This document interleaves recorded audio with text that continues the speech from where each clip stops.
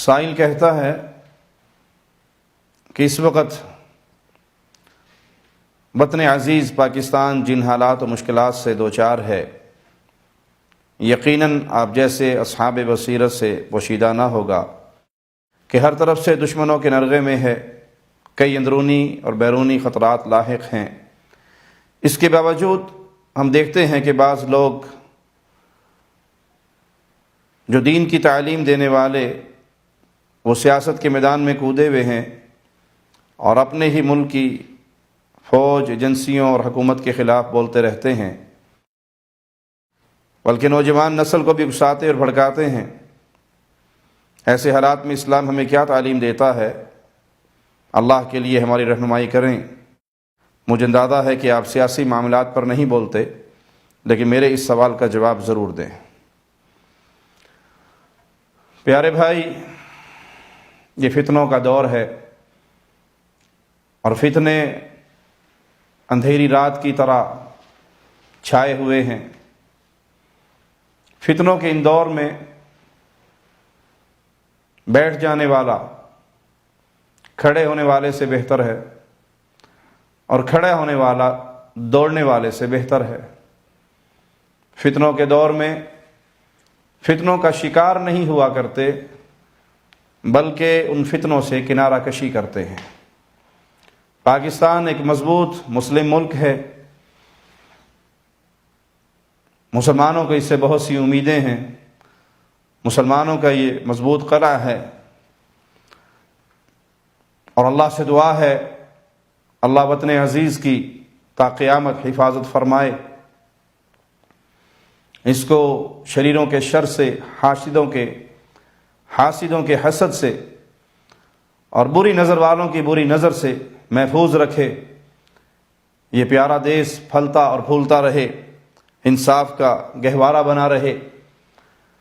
میں ہر پاکستانی مسلم نوجوان کو خاص طور پہ اور ہر مسلم نوجوان کو عام طور پہ یہی نصیحت کرتا ہوں کہ اپنا تعلق کتاب و سنت سے جوڑیں، علم سے جوڑیں، توحید کے عقیدے کو سیکھیں، شرعی علوم کو سیکھیں، ان سے اپنے آپ کو آراستہ کریں اور شرعی ضوابط کو سامنے رکھیں۔ ایسے لوگوں کی آوازوں پہ کان نہ دھریں جو یا تو نادان دوست ہیں یا شعوری یا لا شعوری طور پہ دشمنوں کے اعلی کار بنے ہوئے ہیں اور اپنے ہی ملک کے اندر فتنے اور فساد کی فضا کو برپا کیے ہوئے ہیں۔ ان سے اپنے دامن کو بچائیں اور تخریب کی کسی دعوت پر لبیک نہ کہیں، انتشار کے کسی آوازے پر کان نہ دھریں، خاص طور پہ وہ آوازیں جو اپنے ہی ملک کے اندر فتنہ و فساد کو بھڑکانے کے لیے اٹھتی ہیں، اپنے ملک کی فوجوں کے خلاف، حکومت کے خلاف، ایجنسیوں کے خلاف۔ یہ لوگ آپ کو استعمال کرتے ہیں اور آپ نادانی اور بے علمی میں استعمال ہو جاتے ہیں۔ اپنا تعلق کتاب و سنت سے جوڑیں اور ایسے علماء سے جوڑیں جو سلفی منہج پر ہوں۔ سلفی منہج، اس میں بہت خیر ہے اور بہت بھلائی ہے۔ یہ نوجوانوں کو حکام کے خلاف بھڑکانے والوں سے بہت دور کرتا ہے۔ دیکھیے موسیٰ علیہ السلام کو اور ہارون علیہ السلام کو اللہ مالک فرعون کی طرف بھیج رہا ہے اور ان کو درس کیا دیا جا رہا ہے کہ فرعون کے پاس جاؤ اور اس کے ساتھ نرم گفتگو کرو۔ وہ وقت کا طاغوت ہے اور نبی کو حکم ہے کہ اس کے پاس جاؤ اور اس کے پاس جا کر اس سے نرم گفتگو کرو، اس تک پیغام پہنچاؤ۔ تو حکام تک آواز پہنچانا، نصیحت کرنا، یہ سلفی منہج ہے۔ ممبروں پہ کھڑے ہو کے ان کو لتاڑنا، عوام کو ان کے خلاف بھڑکانا اور اپنے ہی ملک کی اداروں کے خلاف بھڑکانا، یہ سلفی منہج نہیں اور نہ ہی اس کا سلفیت سے کوئی تعلق ہے۔ اس سے دشمنوں کے مقاصد پورے ہوتے ہیں۔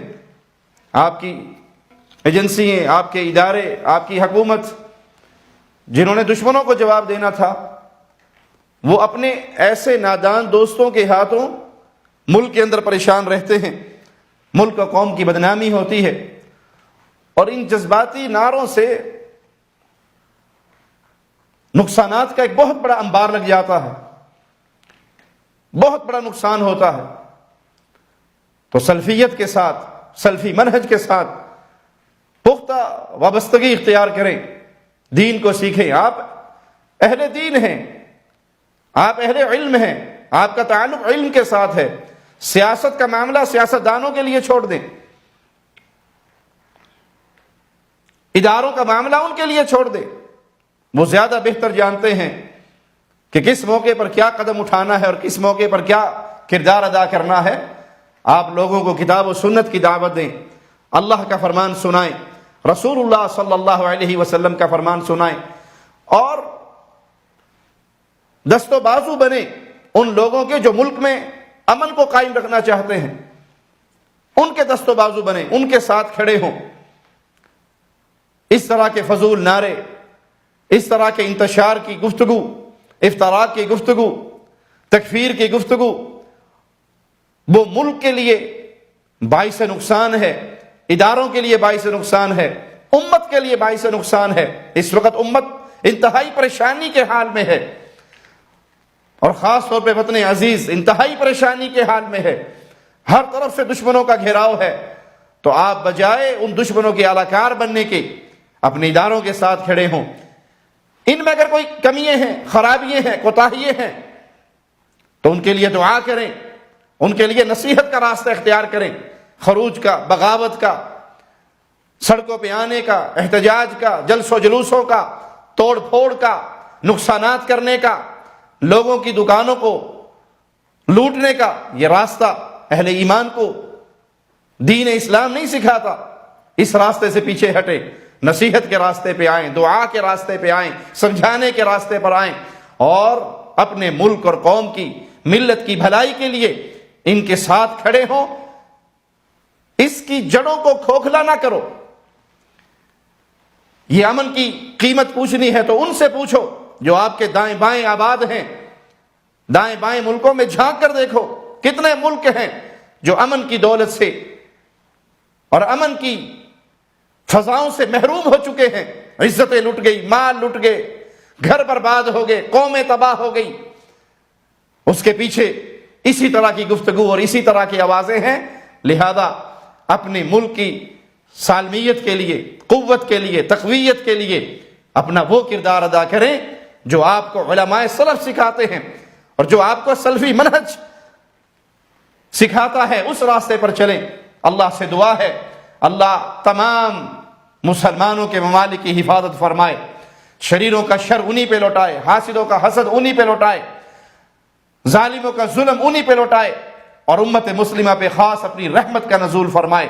اللہ بلاد حرمین کی حفاظت فرمائے، اللہ بلاد حرمین کے اس امن کے مرکز کو قائم اور دائم رکھے، یہاں سے خیر اور بھلائی کی بہاریں جاری و ساری رہیں، کتاب و سنت کی دعوت کا پیغام یہاں سے نشر ہوتا رہے، اور اسی طرح اللہ تمام مسلمان نوجوانوں کو ہدایت کی راہ پہ چلائے رکھے، اور ان کو وہ منہج سیکھنے، سمجھنے اور اس کے ساتھ پختہ تعلق جوڑنے کا اللہ ہمیں توفیق عطا فرمائے کہ ہم سلفی منہج پہ چلیں، اس راستے پہ چلیں جو بھلائی کا راستہ ہو، جو تخریب کاری کا راستہ نہ ہو، جو توڑ پھوڑ کا راستہ نہ ہو، جو بغاوت کا راستہ نہ ہو، بلکہ خیر اور بھلائی کا راستہ ہو۔ اللہ اسی راستے پہ ہمیں قائم رکھے اور اسی راستے پہ ہمیں موت دے۔ جب اٹھیں اس حال میں اٹھیں کہ ہم اللہ کی طرف سے جنت کے پیغام کو پا رہے ہوں، اس حال میں اٹھیں کہ ہم اللہ کی طرف سے بشارتیں پانے والے ہوں، اللہ کی جنت کے مہمان بننے والے ہوں۔ ہماری موت اس حال میں آئے کہ اللہ ہم سے راضی ہو، ہم اپنے اللہ سے راضی ہوں۔ اقول قولی ھذا واستغفر اللہ لی ولکم ولسائر المسلمین۔